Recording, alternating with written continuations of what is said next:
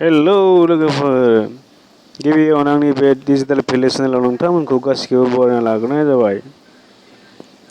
अन्नानै नोंथांमोना आंनि बे चेनेलखौ साबस्क्राइब खालाम, बेल महराव थुनानै हो, शेयार खालाम, लाइक कमेन्ट खालाम, जाहाथे नोंथांमोना आङो आपडेट होनाय लोगोनो नुनो मोनो मुलुगनि बायदिसिना समायना रमायना सावगारि भिडिअफोरखौ। अके बाय।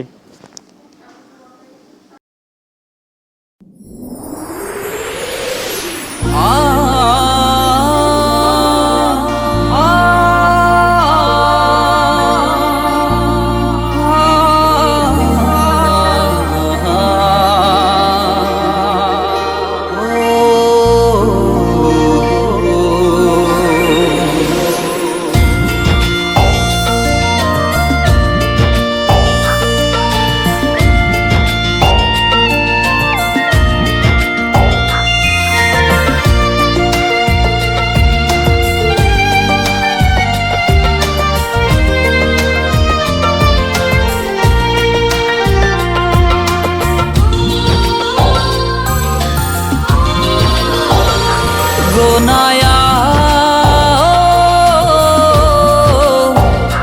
Pethaya Gonaya Pethaya Angni jiu Gwswni hastainaय